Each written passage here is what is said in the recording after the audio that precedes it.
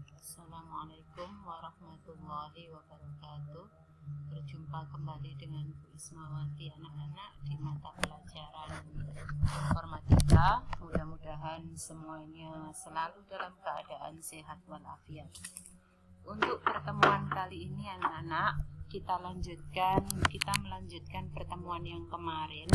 Kalau pada pertemuan minggu pertama kemarin kita bahas tentang pengenalan komputer dan juga komponen komputer, yaitu hardware. Untuk pertemuan kali ini kita bahas tentang komponen komputer yang kedua, yaitu software, dan yang ketiga yaitu brainware. Anak-anakku sekalian, apa itu software? Software itu adalah perangkat lunak, anak-anak. Perangkat lunak, jadi dia itu kumpulan perintah atau program yang dieksekusi oleh komputer untuk mengendalikan kerja komputer. Jenis-jenis perangkat lunak itu dibagi menjadi 4. Secara garis besar itu dibagi jadi 4, yaitu sistem operasi, bahasa pemrograman, program aplikasi, dan utility program. Sistem operasi itu fungsinya untuk mengelola, mengkoordinasi setiap komponen dan fungsi dari komputer. Bahasa pemrograman atau language programming, ya, fungsinya adalah sebagai pemberi instruksi yang melibatkan sintaks dan semantik yang dipakai untuk mendefinisikan sebuah program aplikasi komputer. Contohnya yaitu Java, Visual Basic, dan Scratch. Masih banyak yang lain anak-anak. Untuk yang ketiga yaitu program aplikasi, yaitu perangkat lunak rumahan yang digunakan untuk menyelesaikan pekerjaan yang bersifat umum atau standar. Contohnya yaitu Microsoft Word, Microsoft Excel, Microsoft PowerPoint. Ini masuk jenis program aplikasi. Sedangkan jenis perangkat lunak yang keempat yaitu utility program. Utility program itu merupakan software yang berfungsi untuk memelihara komponen perangkat keras, untuk perawatan, dan juga untuk pemrogramannya. Contohnya yaitu antivirus. Jadi kalau mau dirawat, baik itu perangkat kerasnya maupun perangkat lunaknya supaya tidak mudah rusak, tidak mudah hang, itu kita harus kasih antivirus.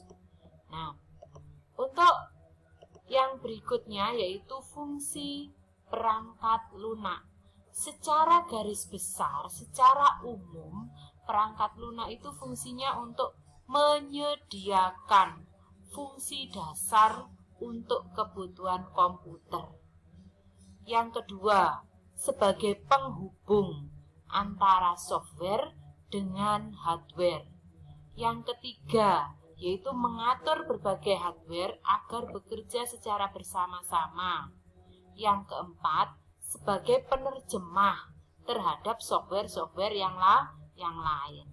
Sedangkan yang kelima, yaitu untuk mengidentifikasi program. Nah, jenis-jenis perangkat lunak itu tidak hanya terbagi seperti yang di depan tadi anak-anak, ya, tidak hanya terbagi jadi 4. Ada juga jenis-jenis perangkat lunak itu dilihat dari sumbernya, ya. Dilihat dari sumbernya itu perangkat lunak dibagi menjadi 2, yaitu closed source dan open source. Closed source itu source kodenya tidak dibuka untuk umum.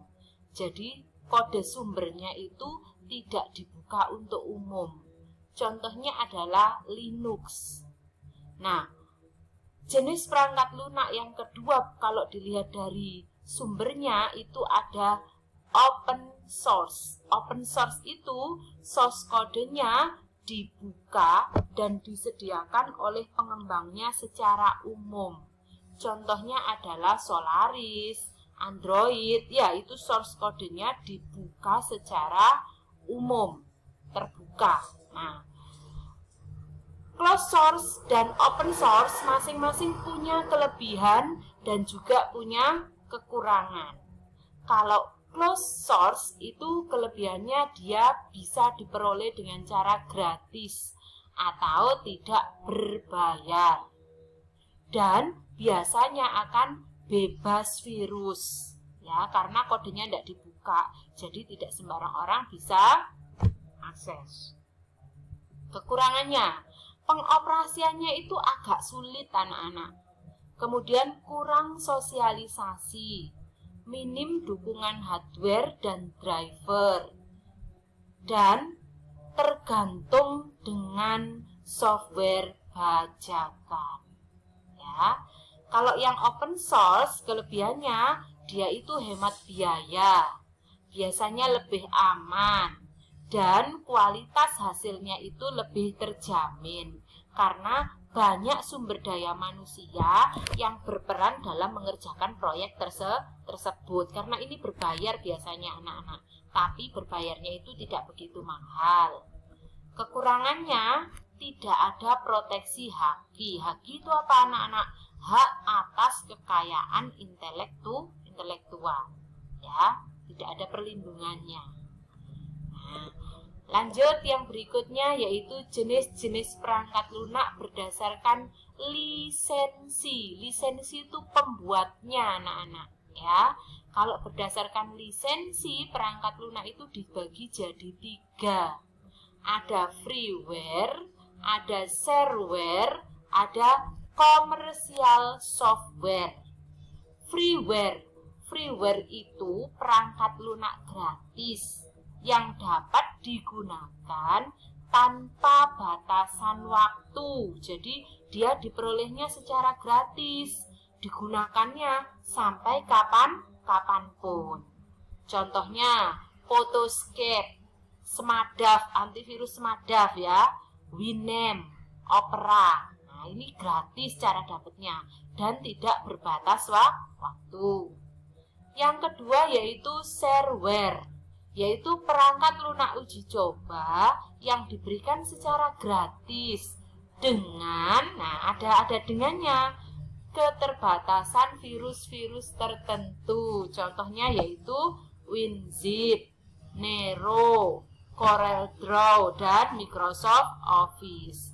Ini diberikan secara gratis anak-anak, dan biasanya fitur-fiturnya itu terbatas karena biasanya hanya sebagai uji coba. Untuk fitur-fitur yang lengkap itu biasanya berbayar. Yang ketiga yaitu komersial software, adalah perangkat lunak yang digunakan tujuannya itu untuk tujuan komersil, jadi diperjualbelikan, yang dapat dibeli pada pengembang, yaitu pembuat anak-anak, pembuat ya, sehingga pengguna tidak dapat menyebarluaskan atau membagikan ulang software tersebut. Jadi perangkat lunak ini itu tujuannya untuk komersial. Biasanya itu contohnya perangkat lunak untuk aplikasi jual beli, kayak yang di Indomaret itu kan kalau jual beli pakai aplikasi ya di Indomaret itu. Nah, itu aplikasinya itu termasuk jenis komersial software. Yang selanjutnya yang terakhir, materi terakhir yaitu tentang brainware. Brainware atau user, biasanya disebut user atau pengguna, yaitu orang yang menggunakan perangkat komputer. Di sini brainware itu dibagi jadi 3. Ada programmer, ada administrator, ada operator. Programmer itu orang yang membuat program, sehingga dia mempunyai kemampuan dalam bahasa pemrograman. Ya, dia berperan membuat program yang diperlukan pada sistem komputerisasi. Yang kedua adalah administrator, yaitu orang yang bertugas mengelola sistem operasi dan program yang digunakan. Nah, dia mengelola sistem operasinya, maka dia disebut administrator. Sedangkan yang ketiga yaitu operator. Operator itu orang yang menjalankan sistem operasi dan program dalam perangkat komputer. Nah, kalian anak-anak kalau menggunakan komputer berarti kalian masuk yang mana? Nah, bisa dilihat sendiri, apakah kalian termasuk programmer, apakah termasuk administrator, atau termasuk operator. Nah, kalau kalian itu masuknya adalah termasuk operator. Nah, setelah memahami materi tentang software dan brainware, ini diresum anak-anak ya di buku tulis.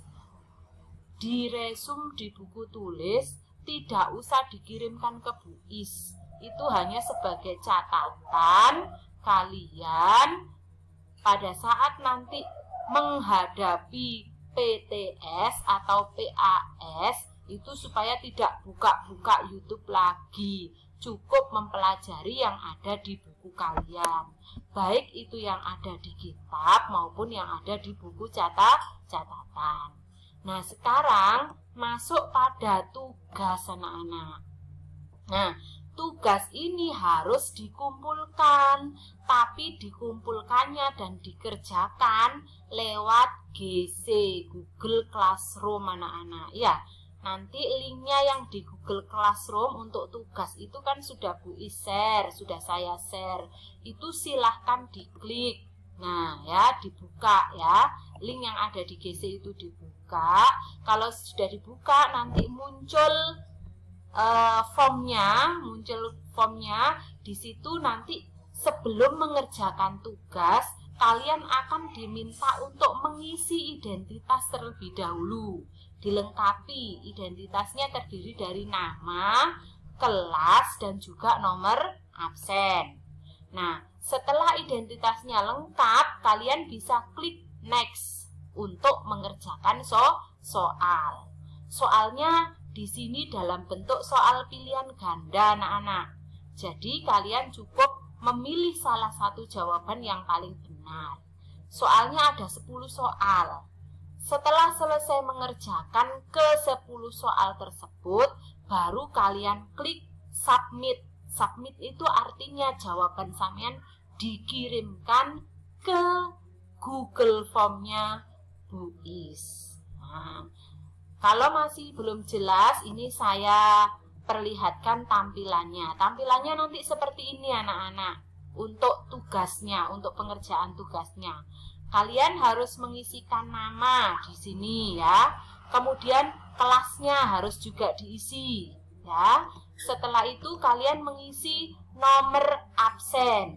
Nah, setelah nama, kelas, nomor absen diisi, kalian klik ini next ya. Klik tombol next. Setelah diklik tombol next, maka kalian akan masuk pada soal yang harus dikerjakan. Soalnya pilihan ganda seperti ini terdiri dari 10 soal ya. Dikerjakan, dipilih salah satu jawaban yang paling benar. Setelah selesai mengerjakan ke-10 soal, pada di bawah soal yang terakhir akan ada pilihan back dan submit ya. Kalau memang kalian sudah yakin soal sampean itu terjawab dengan benar, maka klik submit.